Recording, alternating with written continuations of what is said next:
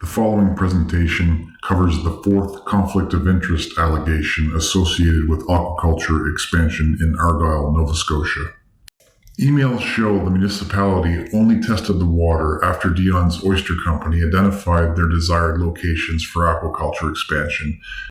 This is called confirmation bias and counters the scientific method. Why is this a conflict? Identifying a location for aquaculture before testing the water and then using the test results primarily to support that pre-selected site is a clear example of confirmation bias.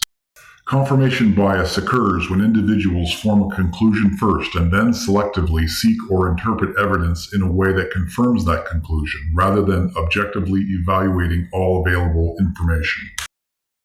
In this case, the decision maker becomes psychologically invested in the chosen location from the start. As a result, water quality data is no longer used as neutral criteria for site suitability, but instead as a tool to justify an already made choice. Let's take a look at the evidence. The following emails demonstrate that Development Officer Charlene Leblanc and water testers were in conflict by testing the water for an applicant's desired location in full bias. The Deons were always made aware when testing would take place.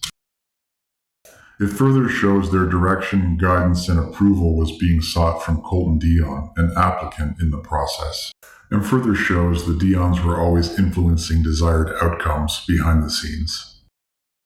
These emails show a concerted effort to support and protect Deon's desired locations by Charlene with regular testing to get desired results at the right time and to defend any challenges that emerged. Testing was also done simultaneously with the Deons present.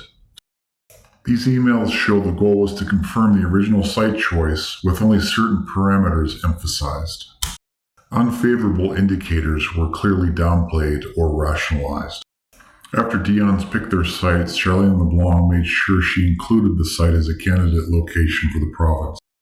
By having the municipality pick the locations, the province inoculates themselves from any controversy or challenges. This was done on purpose. As a result, it places the focus of all malfeasance upon the municipality.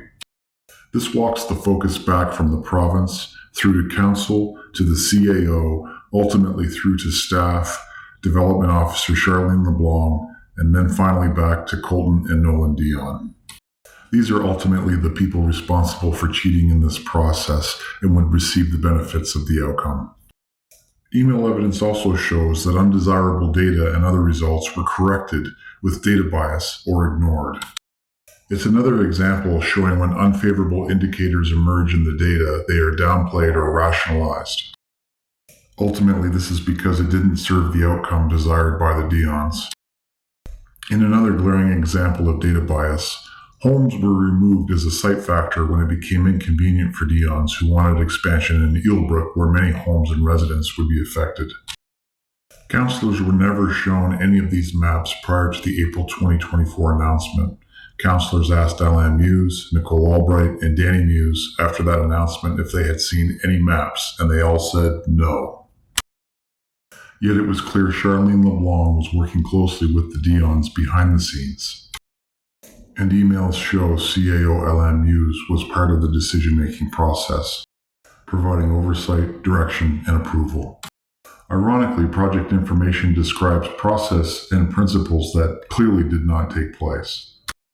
Saying one thing and doing another does not absolve those involved from any malfeasance allegations. Declaring transparency yet running the program clandestinely is not only inappropriate, it's outrageous, and we shouldn't accept it. Ultimately, confirmation bias in site selection can lead to serious practical and environmental consequences. Choosing a location based on preference first and evidence second increases the risk of stock mortality, disease outbreaks, inefficient growth, and long-term economic loss. It can also result in environmental damage if the ecosystem cannot sustain or support aquaculture operations.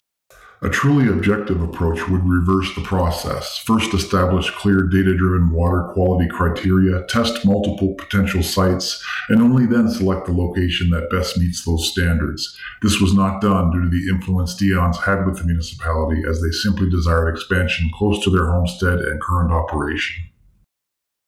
Thank you.